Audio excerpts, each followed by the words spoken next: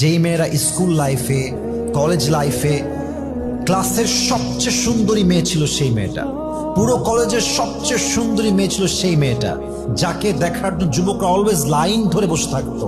এরকম বেশিরভাগ মেয়ে রূপ নিয়ে অহংকার করত, নিজেকে অনেক বড় মনে করত। এদের ফিউচার কি হয়?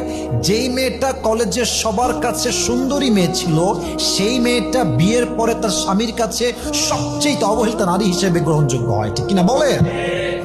তার কোনো দাম থাকে না, স্বামীর কাছে তার কোনো মান থাকে না। এটা আল্লাহ তাআলার ন্যাচার। আপনি অহংকার করবেন, আপনাকে আল্লাহ মাটির নিচে দাবাই দিবে। এই জন্য মেহেরবানি করে, যেই মেয়ে রূপ নিয়ে খুব অহংকার করে, তার রূপের যেই আগুন মানে জ্বলে তার ভেতরে, যে আমি কাউকে মানুষ মনে করি না, আমি হলাম সবচেয়ে সুন্দরী, এই অ্যাটিটিউড যেই মেয়ের মাঝে আছে, এই মেয়ে কখনো আপনাকে একজন সুখী পরিবারের নারী হিসেবে যে রোল প্লে করতে হয়, এই রোলটা প্লে করে দেখাতে পারবে না।